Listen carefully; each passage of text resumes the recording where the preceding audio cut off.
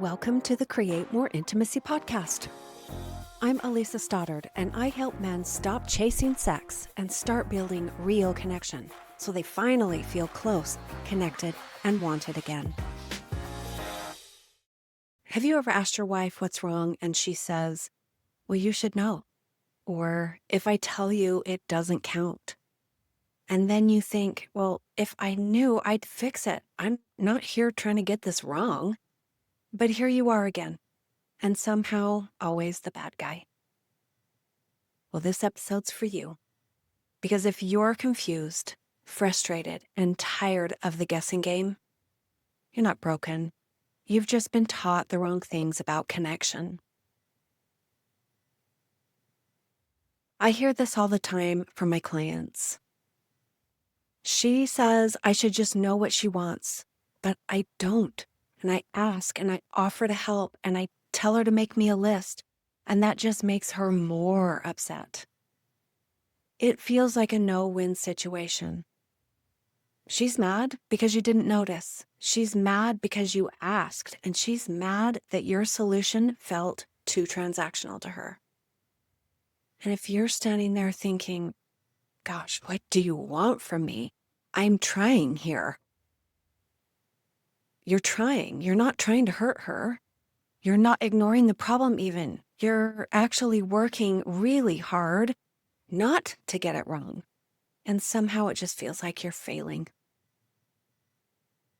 So let's break this down. When she says you should just know, she's not usually talking about this moment. She's talking about the hundreds of other moments where she felt unseen, unappreciated, and alone. And she's overwhelmed. And she's tired.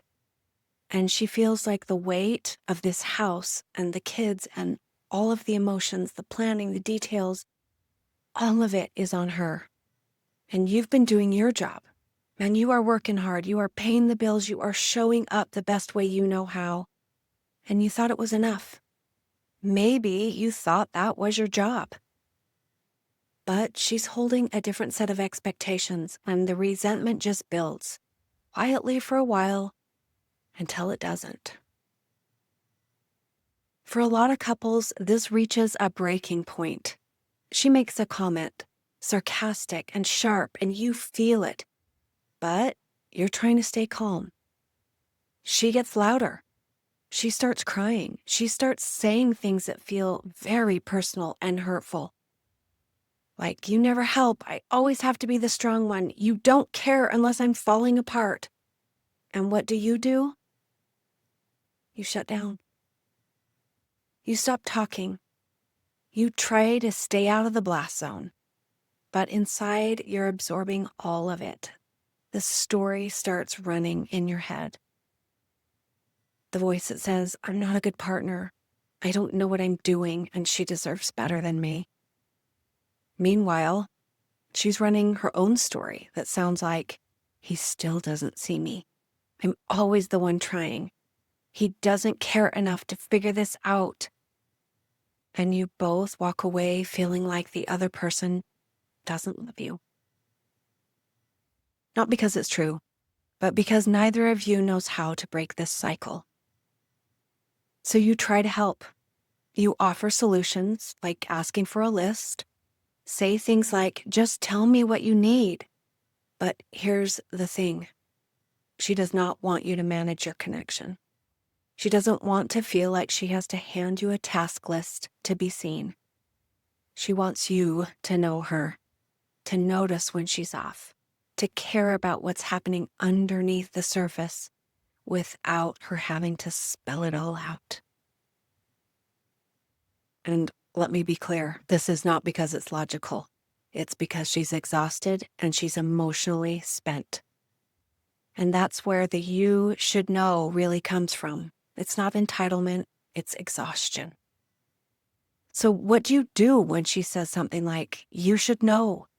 You don't defend, you don't fix, and you don't disappear. You lean in. You say, hey, I feel like I'm missing something and I want to understand. Can you help me get it? Or, I know I haven't always seen the full picture, but I'm here and I care. Talk to me. Or try this. I can tell something's off. I may not know exactly what it is, but I want to understand, not just react. I want you to know that these moments matter. Because when you stay present instead of shutting down, when you bring calm curiosity instead of your own frustration, well, you can change the energy in the room. She says she wants perfection. She acts like it, but she doesn't really want perfection. She just wants to know that you care enough to stay in it with her. That's what builds connection. You don't have to read her mind. You have to stop checking out when it gets hard. And your marriage isn't dying because you don't love each other. It's struggling because you both feel unseen. If you want to learn how to turn moments like this into something better, where you feel close and connected and respected, both of you, this is what I do with my clients every single day.